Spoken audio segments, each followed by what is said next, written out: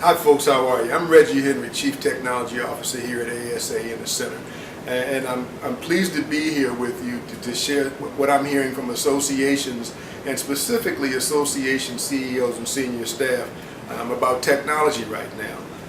Here's the question that I'm hearing the most is, in today's world, with today's technologies, how can we compete? You know, that's the main issue that folks are facing right now. And as I think about it, it took me back to basics in remembering who we are. And who we are at our core are information organizations. And what we're tasked with is collecting, analyzing, and disseminating information. And so I think about that now through the prism that is today's world, that is today's information economy. And I think about what our members must be expecting of us. And I guess I should say the second thing that we're responsible for as information organizations is helping all of our members do their jobs better every day. So through that prism right now, I came up with what a typical member might be asking me. And so here's what it looks like is, and it's all around information. And one of my members has said to me most recently, you know, information is free everywhere else I get it. Why isn't it free here? Why do I have to pay for this information? And you know sooner or later what you're telling me, Reggie, is going to be available somewhere on the internet. So why do I have to pay for it? A second thing they said is I should be able to get this stuff anytime. And I should be able to get it only as much as I need. And you keep selling me books and you keep selling me education programs, and I need this piece right here. How can I get that? The third thing that I'm hearing from them is I want to participate in the creation of this information. You know, you've had me be passive all this time, and when I look at the information that I get sometimes, I realize that I have a viewpoint that might have been valid and useful to other people as they consume this information. And so they want to be involved in this creation. And oh, by the way, they want credit for being involved in this creation. And so how do we do that? And the final thing is people are getting less and less patient with information not being current. And so when we look at all the things that we are as organizations, I think this has some huge implications. So let's talk about some of those implications. One thing that I think we all have realized at some level or another, but really need to get to understanding at a deeper level, is that our business models are being challenged. You think about the fact that number one thing, that I should be able to get this information for free. We sell information. And not only do we sell information, we sell bundled pieces of information. We call them books, or we call them white papers, or we call them whatever, but they certainly aren't in these chunks that people are used to getting in other places. And to add on top of that, we sell second and third editions of information, you know, which is updates to the original stuff we had. And certainly then, you know, we've monetized that as well. So in some ways, our business models are being challenged from that perspective. And so one of the questions, the second question that comes out is how do we design knowledge development and knowledge management systems that provide for unbundled information, that provide for us to be able to create books as well as chunks of information that people can consume how they want to consume it, as opposed to how we want them to consume it. And again, the business model issues come into play in terms of how we monetize that. How do we charge for these little pieces of information? And probably more importantly, do we charge for these little pieces of information?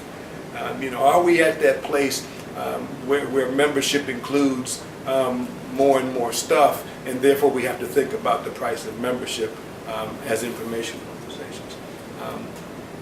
The third thing that came to mind is, especially in terms of people wanting to participate in the development of this information, is what systems do we need to have in place to manage group knowledge creation? And I think that's such a hard one. We've got tools now that will allow us to do that. And I'm one of those people who thinks that the most important tool that we've seen in this Web 2.0 world, one of the most important, I should say, is wikis. It does allow for the group, or quote unquote the crowd, to create content and to validate content. What we haven't figured out is how do we manage and validate that content in a way that'll make it useful and give credence to it to everybody else who sees that information. Or do we need to do that at all? Wikipedia doesn't do that. So we need to think about what that means in this new world. How do we, and if we do get to that place where we can do that, is how do we track and record participation from folks in non-traditional ways? We've got ways to keep track of who's writing books for us. We've got ways of keeping track of who's presenting at sessions for us. How do we even identify who the new thought leaders are in this digital world? They may or may not be members. They may be doing their thought leading in a wiki. They may be the person that people follow around with a Twitter feed. They may be any number of things. And how do we identify who those people are? How do we track their contributions? How do we assign measurements to their contributions? And how do we reward them in a way that's meaningful to them, but also is meaningful to the community that they're developing? These different kinds of questions. And I think as we continue to have these questions, we'll realize that and some people probably will argue this and be disappointed with this. I don't think we have the systems in place to do that. I think the focus that we have now is the same focus we've had for the last 20 years, which is on these transaction systems. I know you've heard this before, but we have to start to measure and track things that are meaningful moving forward, as opposed to looking backwards. And when you think about this mass content creation, if you will, how do we monetize that? I look at now our list of publications, and then I look at our wiki, and I look at the amount of content that's in both, and one is pretty static, and there's a growing body of knowledge in Associapedia, which is our wiki, which you can get at www.asaecenter.org/wiki. But in there is this growing body of knowledge that is the most current body of knowledge we have around association management. We don't sell that, it's there. How do we monetize that? Do we monetize that? Or is it just fine the way it is? Is it a benefit of being in this community? And if so, then again, our business models need to change to reflect that. And probably the final thing about this is the recognition that people's expectations are that we have living content, that there's no second edition, that if something about some specific thing changes, that it will be done there by somebody who cares, somebody in the crowd, if you will. We'll make sure that that's the case.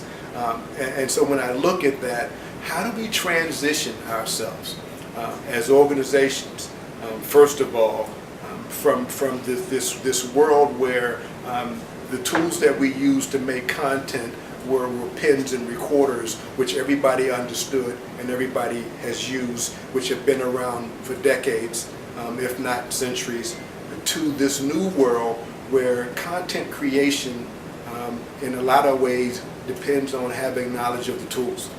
And the fact that there's a generation of people who grew up using one set of tools, and this new generation uses a different set of tools. And has no fear of this different set of tools. So how do we transition organizations that way? And probably as important is how do we transition the people who have to learn and consume this content from books and white papers and publications into that very old thing called email, into these very new media kinds of things. So again, going back to where we are in terms of basics. And what people should understand is that, again, we are information organizations. And so a lot of what we do is communicating that information. And we're smack dab in the middle of probably an evolution, if not a revolution, in how people communicate. And I think that's, when I look at that number one issue facing associations, it's all around that stuff of the changing information world we live in right now.